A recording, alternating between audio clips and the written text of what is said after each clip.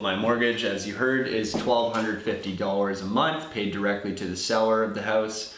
And about $575 of that is principal right now. And obviously, as the term goes forward, that payment, the principal portion will increase over time. What is up, you guys? Matt McKeever here with... Hey guys, it's Adam Martin. And so we figured, finally, now that Adam's closed on his property, why not sit down and kind of talk through the deal with you guys so you can get a better perspective of how Adam's very first property went. Yeah, so this deal was very exciting. I don't know how deep we'll go into the story of how we got here, but to break the deal down fairly simply for you guys, the purchase price on it, so it's a semi-detached house in London near Fanshawe College. So really lends itself to be a great location and a great building, and the size of it, the lot is unbelievably large. But the building itself really lends itself well to being a student rental. So that's kind of what I've done, but I've also moved into it. It was a long negotiation process that took a lot of energy, a lot of time. So this was a private sale, one that was found through the We Buy Houses kind of process. It was, was it a flyer? This was a flyer, yeah. The owner had received one of Adam's We Buy Houses flyers and started talking to him, and originally, I think it's worth kind of going into the backstory in case someone's new to the channel. Sure. So yeah, let's originally started talking to him, and we were talking around 2.25, right? Price range. Yeah, that's where we started, was 2.25, and being the powerful negotiators we are, we ended up at 240. Yeah, no, like I negotiated up, because that's how you win most deals, right? But it actually does reel back into a very foundational concept that we've been using, where you know, you can have your price if we can have our terms. And I'm about to break out why that was important for me, and actually making this deal go through. So yeah, there were some really unusual things about this deal. The biggest, a lot of unusual things actually, now that I think about it. But one of the more unusual things was, for your first property, this was a vendor take-back. Yeah, so and for any of you who haven't heard of a vendor take-back, what I did is I essentially negotiated that the homeowner would hold all of the financing. So this means there's no bank in between me and him. Now, that was really important for me because if you've seen my background video, you'll know that I've probably got, at this point, like $40,000 of debt. And so I don't actually have a real job because we're doing this crazy YouTube / real estate investment / wholesaling thing. So banks don't really love me, or certainly A lenders don't. But banks lend out, you know, your A lender right now, what is that, 3.5%? Yeah. A B lender might be somewhere between that 3 to like obviously higher, being a B lender. So it might be 5%, it might be even 6. Yeah. I actually got quoted for 7% from a mortgage guy in Guelph. That's really high interest, and I thought I had negotiated at an incredible rate, and then when I even saw the amortization table for this rate, it blew my mind. And I was like, oh my God, I am spending so much money in interest. And when you hear the interest rate that I got, it'll be very surprising, I think. I knew I couldn't get conventional financing, or I couldn't get it very easily. It would have taken either a lot of money down or some kind of co-signing, or it just would have been a full process. Because in order to get conventional financing, essentially, if this wasn't going to be your primary residence, you need to put 20% down. Yeah, so I could have done 5% down and tried to go with a B lender at 7%, but I figured a much easier way, which is going to sound funny, but an easier way would just be to cut out the bank. What I offered to him is, because he had 100% equity in the property already, I offered that I would just pay him directly, and it actually satisfied a lot of what he needed out of the deal. So I offered him more money, so I offered him an additional $15,000 to do it this way.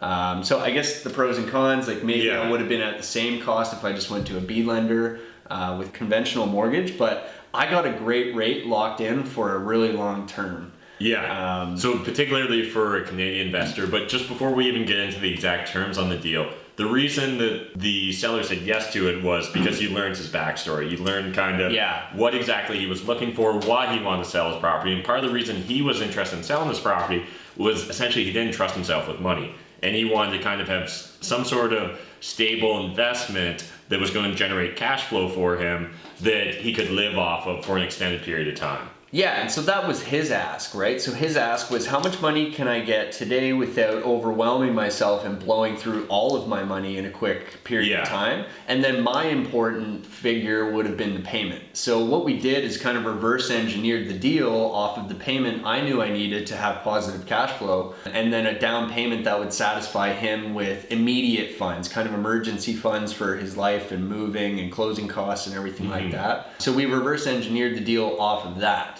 So very interesting way to go about locking in the deal, and both of us walked away with a great deal, I think. Yeah, and so do you want to share now with them kind of the details of the mortgage? So let's just dive right into it. So I actually so first of all, let's start with the payment. So I knew I would have to pay him a little bit more to do this deal. So I went up from $225,000 to $240,000. So my final price was $240,000. Yeah.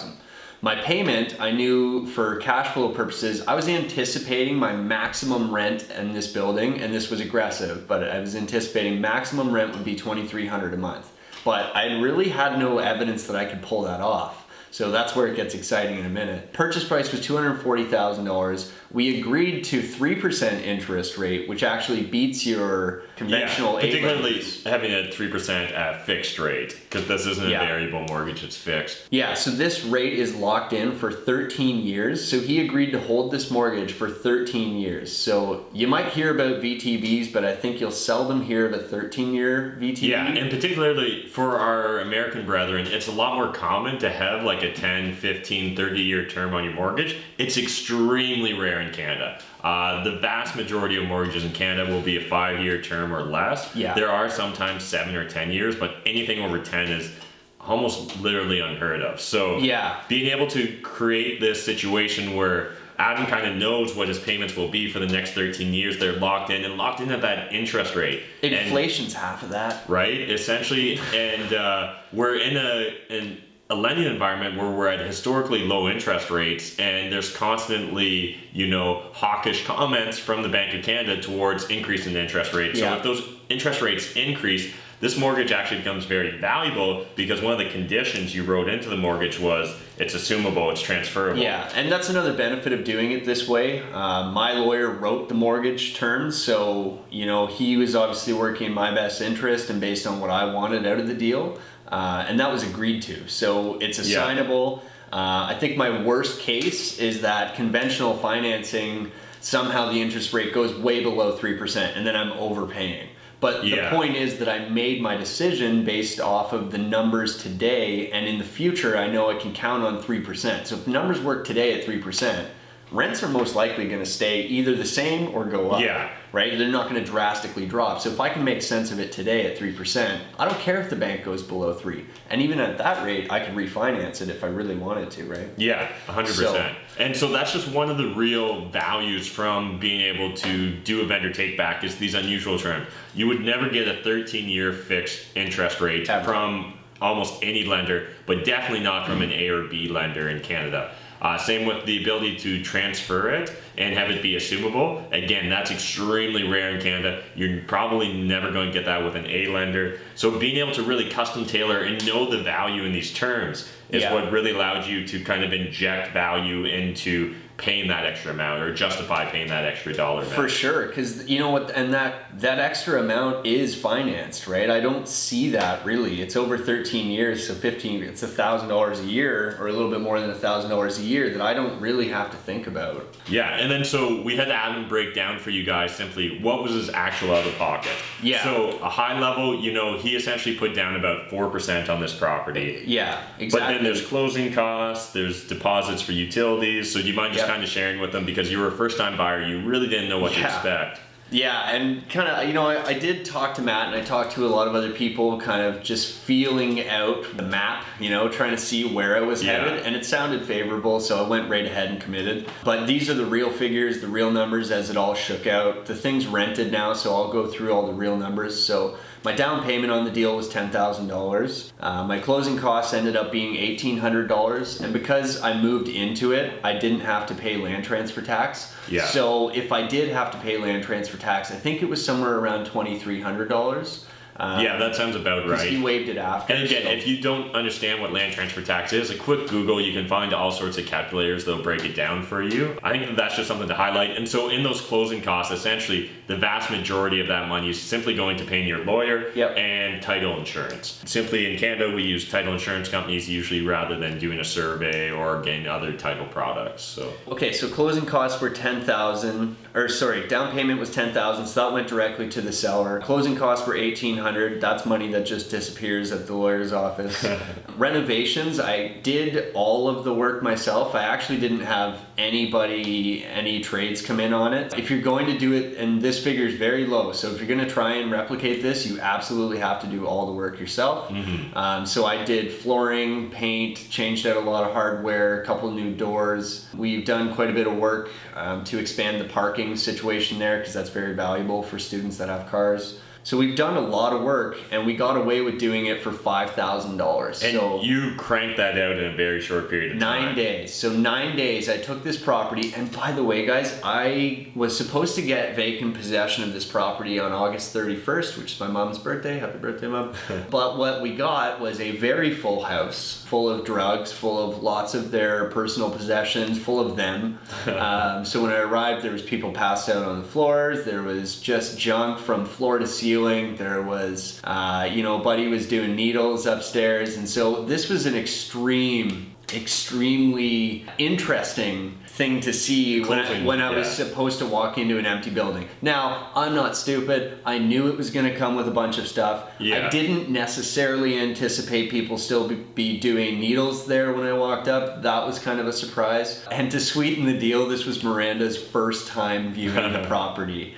And Miranda's my girlfriend, for any of you that don't know or haven't met her yet. But yeah, and I kind of told her about this deal after I'd signed everything, so it was interesting. Her first viewing of it and so I just kind of want to touch upon that closing process. So a lot of people, I see it happen all the time over much smaller issues. They decide to make a mountain out of a molehill.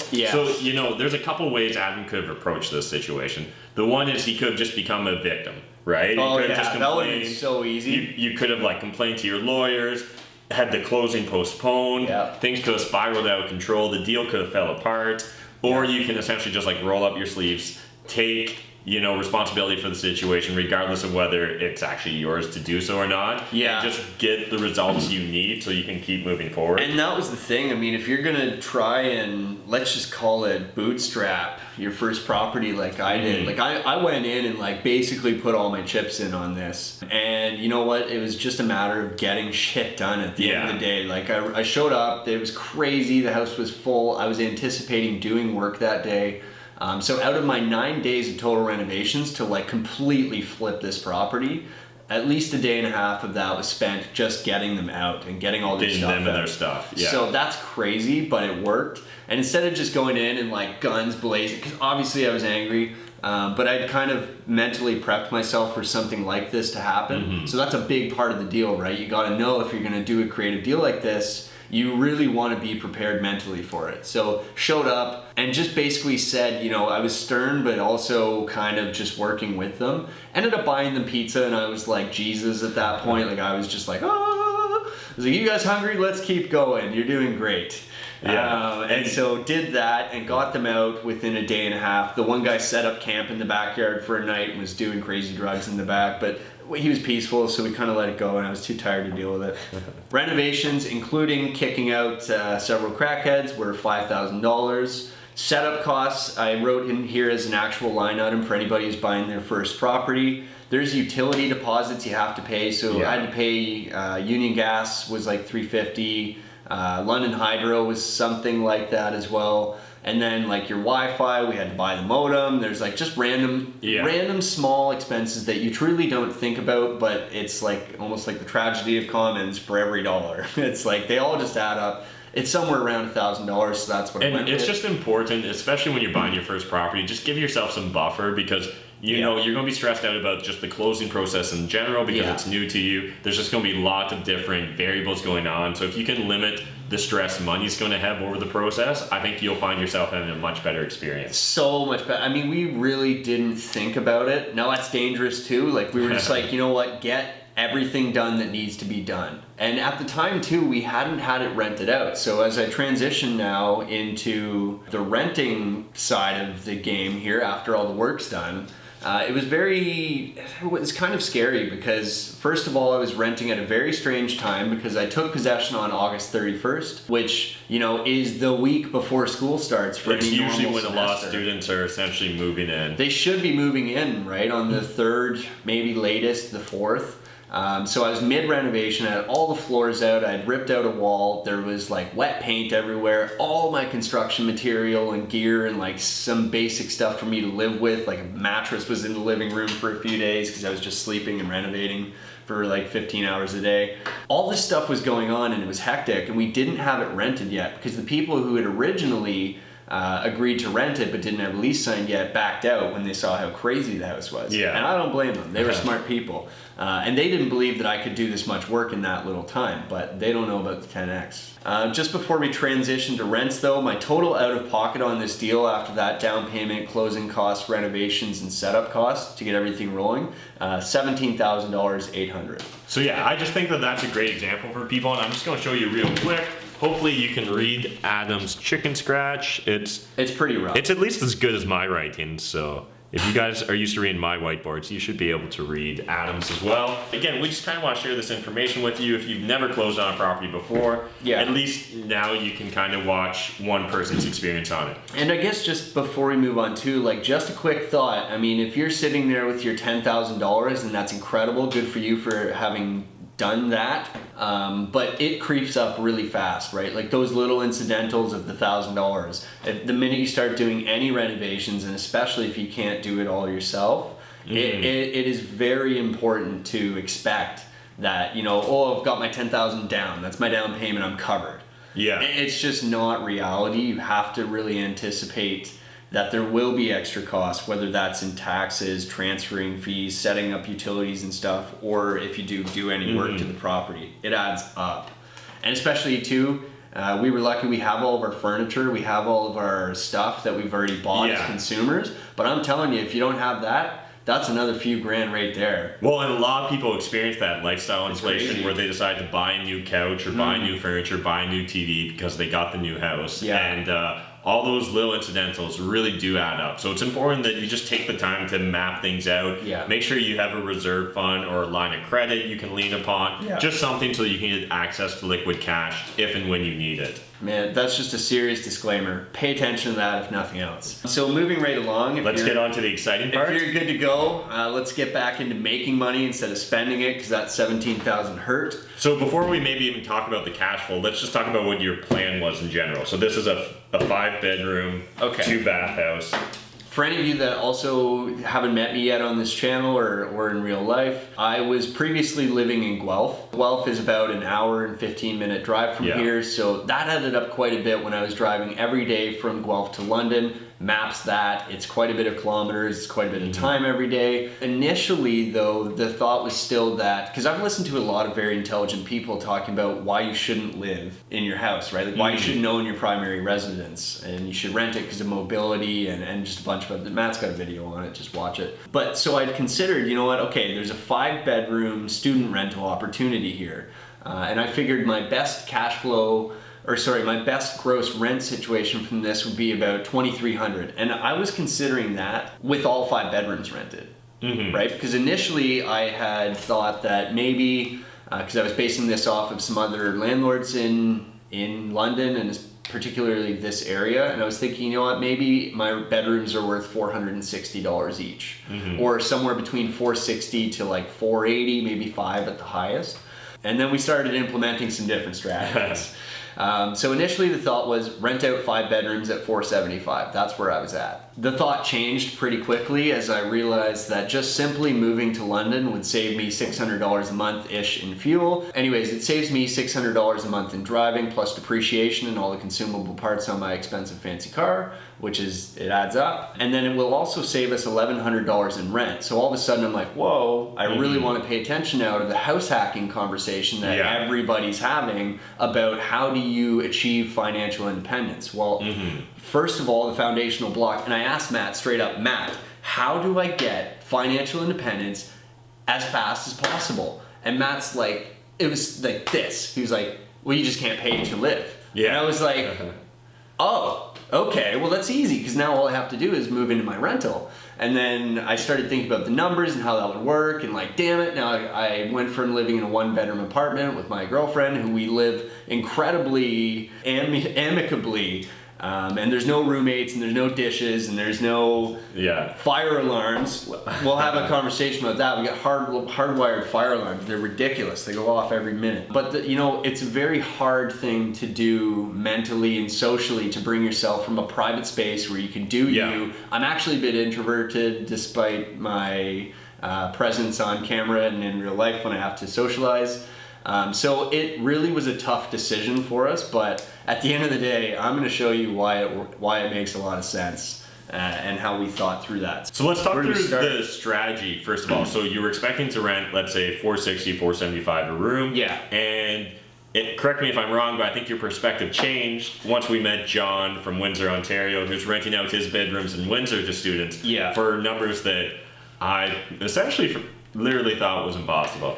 I would have thought it was impossible too, but once he started pitching me he was pitching the amenities. He wasn't pitching the bedroom. He was pitching me on location, access to all these different resources like bus routes, grocery things, all these amenities that were around, as well as doing higher quality finishes that looked very nice, very comfortable, very safe, very high peace of mind for the student. And he was also pitching the parents, not the student, on the cost. Yeah. So I immediately implemented that strategy, flipped that around, and my rents are far above any of the market rent, I imagine. Particularly for the area. Like, there's no one that, I would guarantee there's no one on your street that's renting out bedrooms at the price you're renting 100% no. We're certainly the cost leaders there, because we're about a 15-minute walk from the school. So yeah, if you guys are familiar with London, Ontario, it's, the old wartime houses directly across from Oxbury Mall. So that'll help give you perspective. So Highbury and Oxford's the intersection. Yeah, that's the main intersection. So if we want to jump into the numbers though, I got this thing rented mid-renovation, which was very exciting. We just started hustling the Kijiji game, Facebook Marketplace, and just really putting it out there that we have rooms. And what we found was this overwhelming demand for properties, that because most people should have already found their property. And so right away Matt was like, look out for these people, because these are probably students that are scrambling to get last minute and your rentals. Quality can be very choppy with those people that left it to be such a last minute decision. And it can, but what we found was there was so much demand that we interviewed dozens of people and said no to like basically everybody. Mm-hmm. And so that allowed us to really filter through to a really good core group of people that like, I'm happy to live with them right now. So that's great. And we filtered through, and it was crazy because as we were filtering through, we saw so much demand at $475 that I was like, okay, well, there's too many people to talk to. Let's do 5. But then all of a sudden it was like, we're still talking to so many people. What if we can raise the rent up to $550? And then we had a girl come through and she's like, I want the whole basement for $900. And I was like, wait a minute, this is crazy. Like, I guess there's less people, this might make sense. And then she was like, no, she took it back. I'm like, okay, well, if you're not gonna do both rooms for $900, I need you to do one room for $600. Mm-hmm. And she bid, because that made sense financially and to her parents, right? And I was like, deal.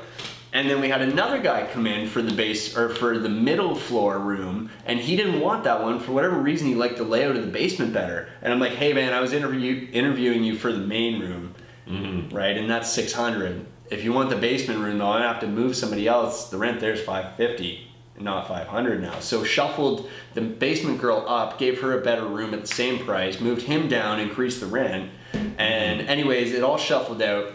And what we landed on, with me living in a room with Miranda, so we've got one room upstairs and then we've got 4 tenants.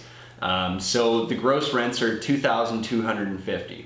Yeah, so that's averaging well above $500 a bedroom. So yeah, it really goes to show that if you put in the effort, make great ads, and just time the renting of your properties effectively, that you can really maximize your value. As well, you sold them on the fact that you're going to be moving into like a very turnkey experience. It's turnkey. There's new flooring, new paint. And I made a whole kitchenette downstairs, so it's low impact on everybody. They've got an ensuite bathroom that 2 of them share, like a Jack and Jill.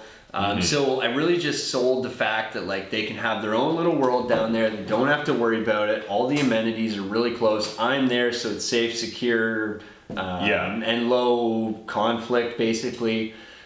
Gave them essentially all the tools they need to just live happily, and all they have to think about is school. So use John's strategy effectively that way, and it's really panned out. So obviously Adam hasn't actually incurred any expenses yet at this point, like for utilities and stuff. So these are just kind of rough estimates he's put together, but we wanted to kind of give you an outline of his expected cash flow. And hopefully in about a month or two, we'll do an update video, show you some real life numbers, and we can compare the two versus what he's kind of expecting versus what he actually experiences in reality.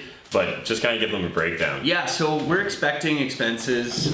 This number scares me, but Matt says it's real. But the hydro and water, we're expecting to incur about $300 a month. And that's with 6 people living in it, all 6 millennials. people, and you know what? Yeah, there's a couple people that love to shower in our building. I don't know what's going on with them, but first time landlord, he's watching his pennies. I'm watching these meters go up. Like I'm counting the meters. If they want to know the reading, come get me. And you know what? This is just a thought for the future too. Like we don't have any like super high efficiency hot water heating or anything. Or so you haven't put in like all LED bulbs or anything like that. So there probably is. We have done that. Actually. Oh, have you? Okay. Yeah, I'm cutting down these expenses, I tell you.